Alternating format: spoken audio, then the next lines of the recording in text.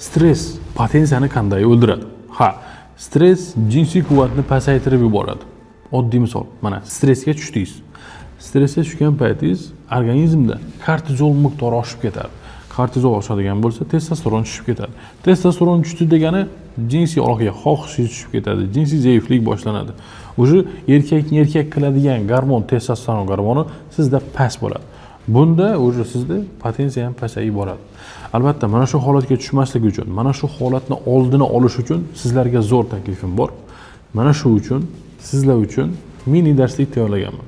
Buni olish uchun profilim shapkasida operatorim bor. Mana shunga o'tib turib, mini darslik deb yozib qoldiradigan bo'lsangiz, atiga 10 ming so'm evaziga, 10 ming so'm, 10 ming dollar emas, 10 ming so'm evaziga bu mini darslikni olishingiz mumkin. Va mana shu mini darslikda aytilgan hamma narsani konkretni qiladigan bo'lsangiz, siz potensiyangiz zo'r bo'ladi, turishi zo'r bo'ladi, testosteron oshadi, xohishingiz oshadi, jinsiy aloqa qilish vaqti ham oshadi. Oddiy 10 ming so'm bilan siz hamma narsani to'g'rilayapsiz.